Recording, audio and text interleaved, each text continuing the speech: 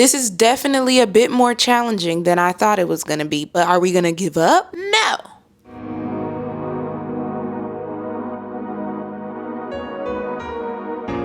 Good morning, y'all. Welcome back to my channel. My name is Diana Lachey, and if you're new here, you're watching Embracing Day. Today we're gonna do something fun. I will be swapping my screen time for reading time. I haven't looked at what my screen time was yesterday because I was saving it just for this moment. Honestly, y'all, my screen time has just been getting a little out of hand, and it's really been hard for me to find time for reading the way I would like to. So that's why I wanted to do this challenge. I've been wanting to do this for a long time because I love watching these videos, but now I'm finally getting around to it. So let's see how long we're reading today.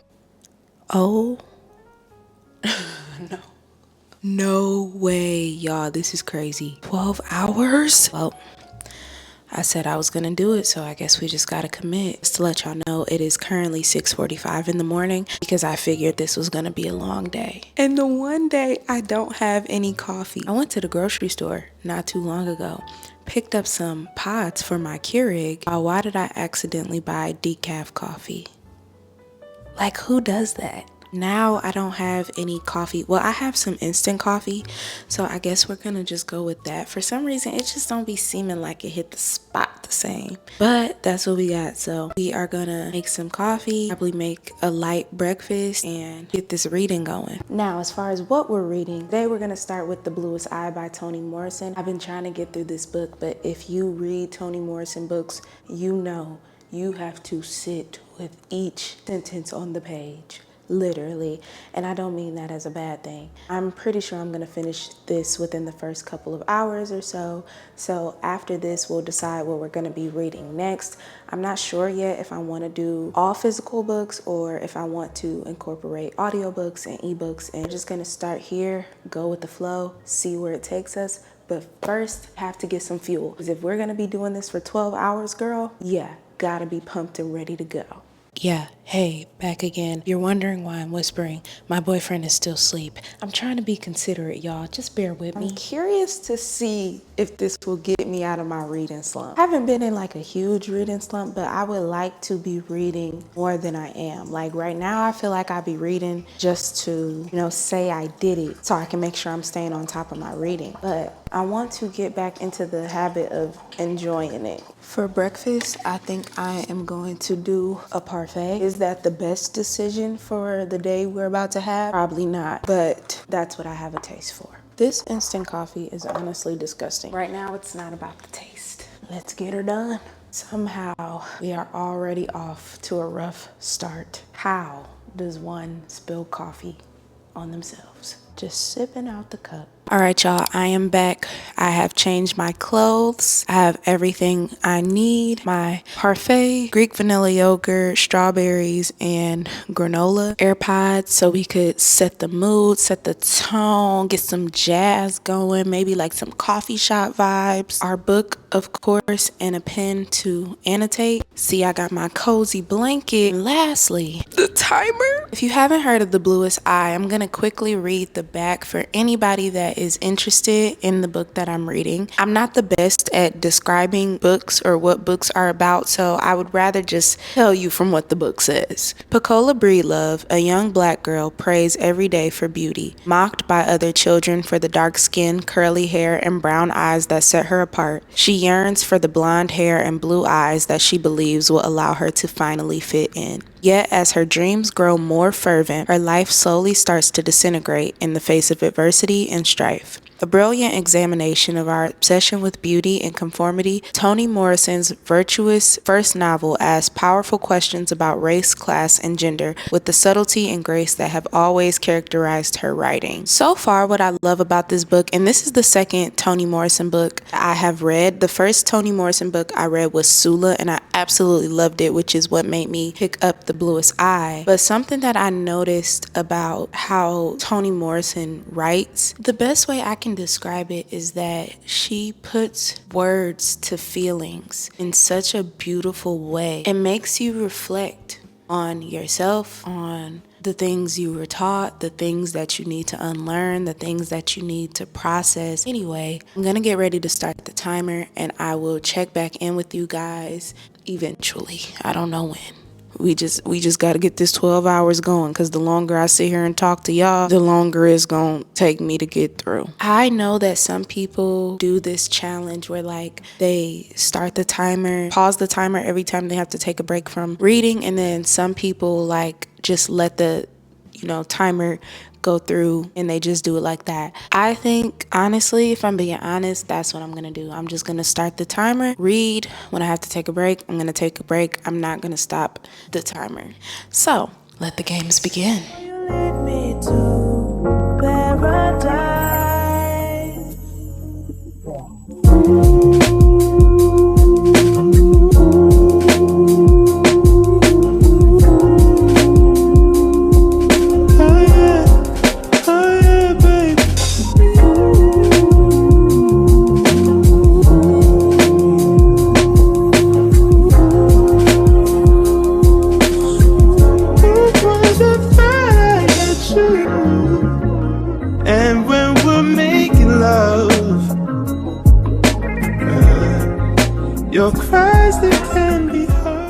I've read about 15 pages so far. I've been reading now for about 30 minutes and I'm tired. I woke up at 4 a.m. When I tell you nodding off, like this book requires so much mental power, but I'm not going to give up. I'm going to keep reading. I'm going to keep going. I'm going to do it because I committed to it. So I'm going to finish. I have a little less than 100 pages to go. So we should be able to finish this book by no later than like 12 o'clock. It's 8:05 now. So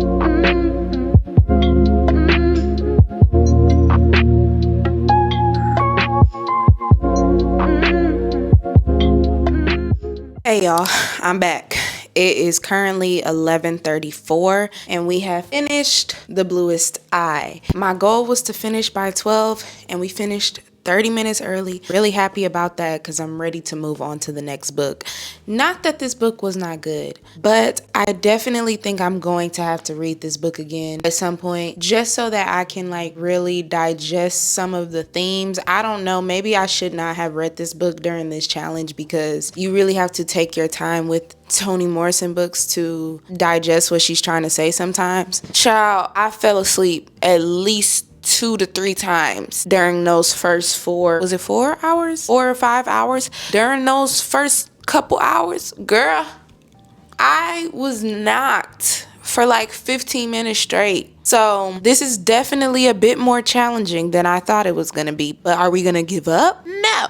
We currently have 7 hours and 26 minutes left on our timer. The book I decided to start on Audible is called The Book of Mirdad. I think that's how you say that. This girl that I follow on Instagram shares her like book recommendations and I saw it there and I've been wanting to read it. I wasn't sure if I was gonna read it in this vlog because like I said, I was trying to get away from like the heavy stuff. I don't know if this is necessarily heavy, but it's like themes of like philosophy and spirituality, like those types of genres. I do love those kinds of books though. So every time I say I'm not going to read something heavy, somehow I always end up still reading something heavy because that's just what interests me at the moment. I'm probably just going to follow along on my iPad and have the audiobook playing while reading the book. So the author of this book is Mikhail Naimi. I think that's how you pronounce that. So Google says, The Book of Mirdad is a philosophical allegorical novel set in the Ark, a monastery atop a mountain where Noah's Ark allegedly landed. The story follows Mirdad, a mysterious figure, as he shares profound poetic teachings on love, consciousness, and the unity of life with his disciples. Ooh, this actually seems pretty interesting. I think we're going to get started with that, and I'll check back in with y'all in a little bit.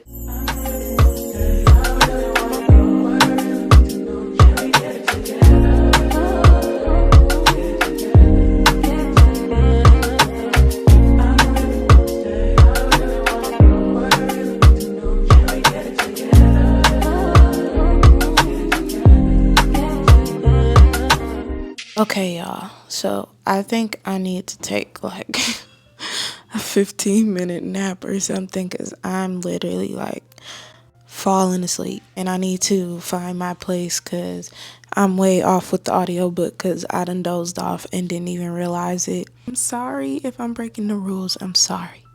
But I just need 15 minutes. I don't know, guys. I don't know if I'm gonna be able to make it through. I have about 4 hours and some change left to go, and I'm struggling really bad. First of all, this challenge is showing me that I am on my phone way too much. Way too much. It don't even feel like I be on my phone for 12 hours. But I feel every second of this reading challenge. I have some donuts with me.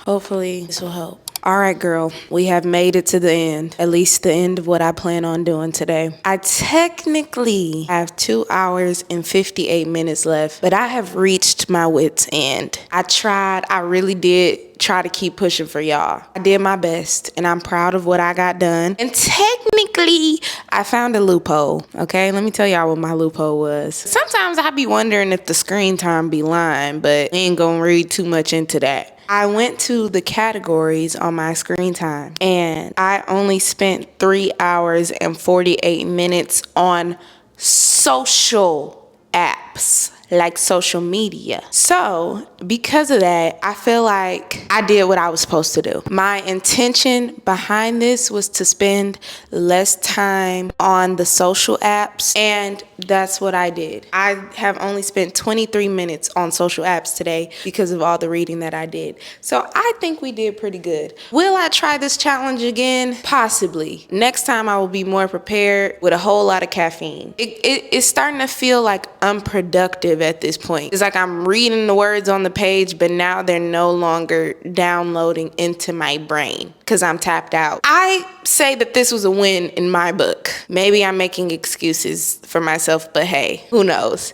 I hope you guys enjoyed this video, and I will see you next time on Embracing Day.